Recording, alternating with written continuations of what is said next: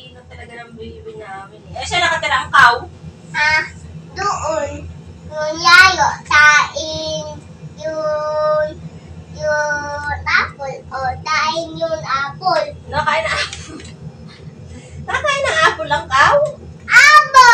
Oh, okay. Yung kayong ang Ang bait si Kawe. yung social naman ng cow mo, nakain ng apple. Apo. O, saan nakatira ang monkey? Hindi, dahil siya nang Ay, saan nakatira ang dinosaur? doon. And tita ko. Hindi yung tatas kasi mensahayan eh. Nakakulong. Tulong. O, saan nakatira ang snake?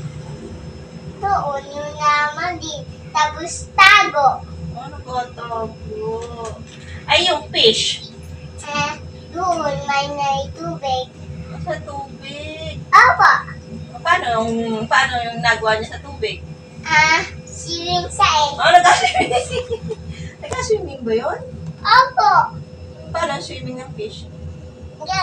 Ganyan, oh. Gano'n. Opo. Saan mo nakita? Doon sabay si Jug and Fish.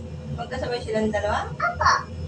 Galing naman O, saan ngayon nakatira ang butterfly? Butterfly. Bite ako, tita ko stop bato tayong labas.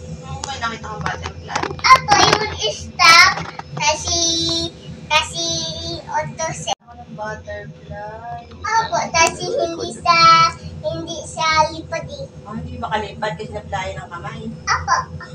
Galing naman na. Ay, frog. Nakita ka ng frog?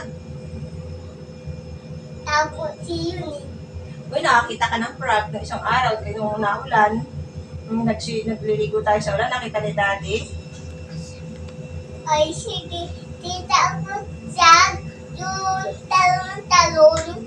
Tita ko, yung yung sira bahay. Tita ko, pagkakutayin yun eh. Makakainin ka ng frog? Ako.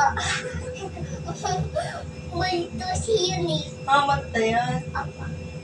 Siya naman nakatira ang bird. Doon yung taas. Saan sa taas? Yung hanggang ganito. Hanggang ganyan. Opo. Galing naman. Doon pala nakatira yun. Tingnan, tain yung baby cat yung bird. Hindi ko tuwa.